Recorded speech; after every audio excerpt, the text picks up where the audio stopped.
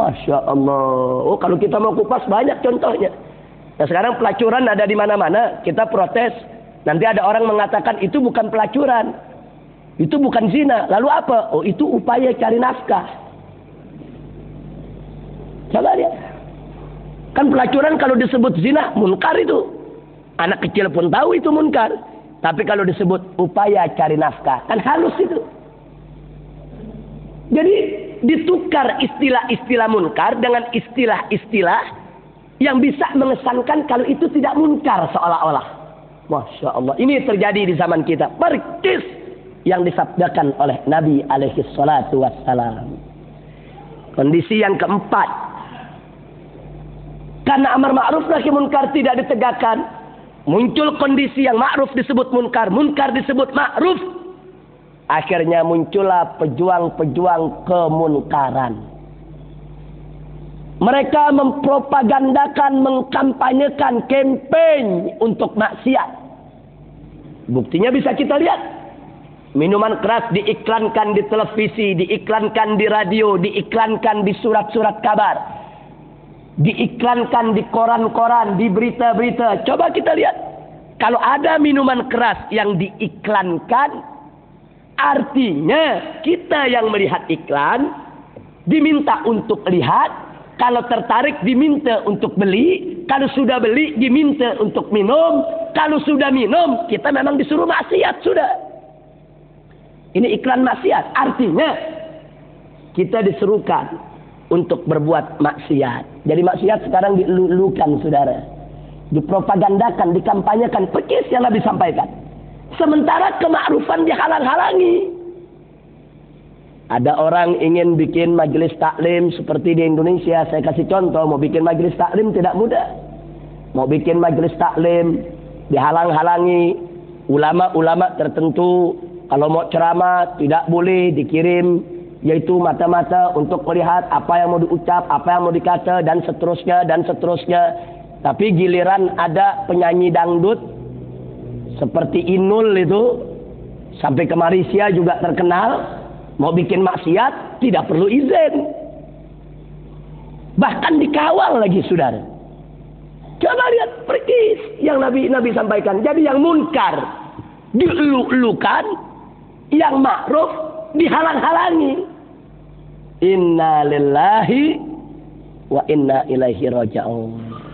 Nah, jadi saya cuma menyampaikan, inilah yang Nabi ceritakan. Ternyata betul, so terjadi di zaman kita. Nah, sekarang kondisi yang kelima, yang terakhir. Kalau maksiat sudah merajalela di mana-mana, amar ma'ruf nahi munkar sudah berubah menjadi amar munkar nahi ma'ruf, yang terjadi adalah bencana pasti datang, saudara. Allah murka.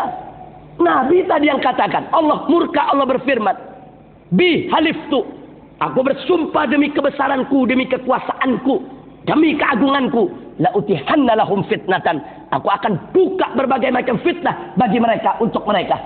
Aku akan kirim macam-macam bencana, musibah, bala, malapetaka. Sampai-sampai orang alim, ulama yang istiqomah akan kebingungan begitu melihat bencana sudah ada di mana-mana, saudara. Inna lillahi wa inna ilaihi raji'un. Nah, jadi ini musibah buat kita semua. Nah, makanya apapun musibah yang ada di zaman sekarang ini, itu tidak terlepas daripada kesalahan kita juga. Jangan kita suudzon kepada Allah. Allah itu maha adil. Tidak mungkin Allah kirim bencana ke suatu tempat tanpa ada sebab. Tidak mungkin kalau suatu negeri beriman bertakwa kepada Allah, Allah hancurkan. Tidak mungkin. Allah maha adil. Kalau Allah kirim bencana ke suatu negeri, pasti ada apa-apa di negeri tersebut. Allah maha adil. Tanamkan dulu kita husnudzon kepada Allah. Jangan suudzon. Nggak boleh. Termasuk yang terjadi di Aceh. Dimanapun bencana terjadi, pasti ada sebab. Allah maha adil. Nggak mungkin Allah sekonyong-konyong tiba-tiba mengirim bencana begitu tanpa ada sebab. Tidak mungkin. Karena Allah berfirman dalam Al-Quranul Karim, faqala ta'ala, wa ma kunna muhlikil qura illa wa ahluha zalimun. Tidaklah kami membinasakan suatu perkampungan, suatu negeri, melainkan kecuali penduduk negeri tersebut sudah menjadi orang-orang yang zalim. Jadi karena sudah banyak kezaliman, Allah murka, Allah binasakan. Nah, ini ancaman dari Allah dan ini juga penerangan dari Allah Subhanahu wa taala. Karenanya kita bisa mengambil dari sejarah di mana tatkala Sayyidina Umar Ibn Khattab radhiyallahu taala anhu, waktu beliau menjadi khalifah, terjadi gempa bumi di zaman beliau di salah satu wilayah bagian negeri. Beliau langsung berangkat pergi datang ke tempat bencana. Beliau kumpulkan warga umat Islam yang terkena bencana. Nah, begitu sudah kumpul, apa beliau kata? Yang pertama kali beliau tanya adalah, dosa apa yang kalian kerjakan?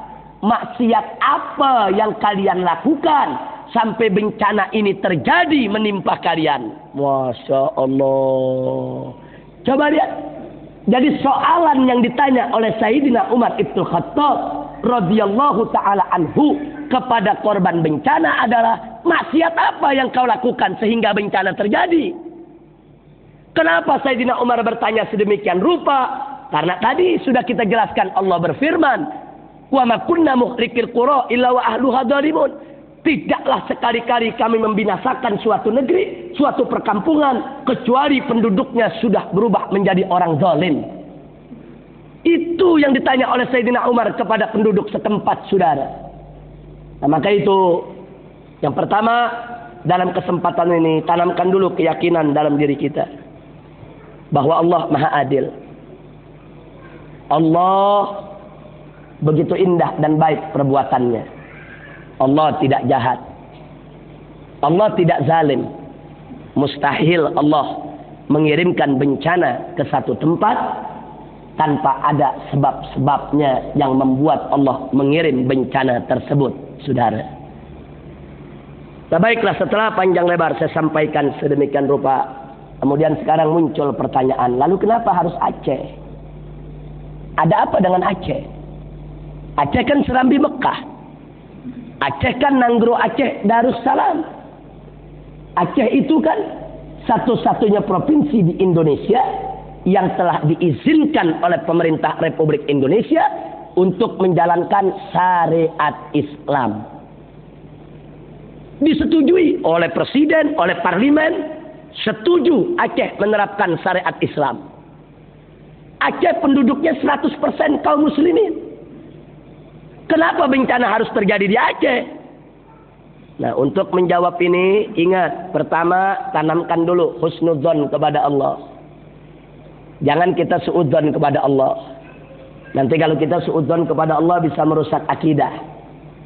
Yakinlah bahwa Allah tidak akan kirim bencana ke Aceh kalau tidak ada apa-apa di Aceh. Pasti ada sesuatu, ya ikhwan. Nah, karena itu saya dengan 1.300 relawan yang saya bawa dari tanah Jawa, Kalimantan dan Sulawesi, berangkat ke Aceh, duduk tinggal di Aceh 2 bulan lebih untuk mengutip mayat-mayat yang berserakan di mana-mana tempat. 2 bulan kami di sana, dari NGO kami saja kami berhasil mengevakuasi, mengangkat, mengurus, mensolatkan,